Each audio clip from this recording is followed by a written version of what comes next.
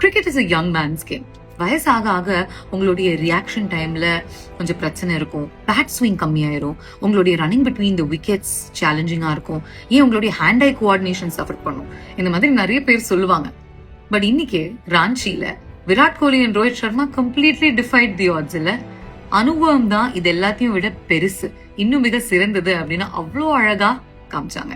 ஒரு விக்கெட் போன உடனே the way they steadied the ship, 20வது 100+ ரன் பார்ட்னர்ஷிப் பதிவு செஞ்சாங்க. and it was just incredible. Rohit Sharma most number of sixes in ODI கிரிக்கெட்னா, விராட் கோலி 83rd இன்டர்நேஷனல் 100.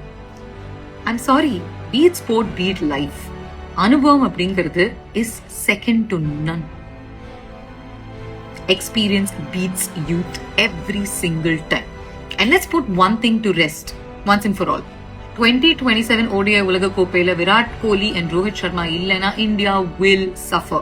அவங்களுடைய எக்ஸ்பீரியன்ஸ் அண்ட் மோஸ்ட் இம்பார்ட்டன்ட்லி அவங்களுடைய presence is going to make all the difference. But on a positive note, அவங்களுடைய இன்னிங்ஸை எவ்வளோ enjoy பண்ணீங்க, த ரோகோ dhamaka and ராஞ்சியை பார்த்து நீங்க whistle அடிச்சீங்களா இல்லையான்னு காமெண்ட்ஸ்ல சொல்லுங்க.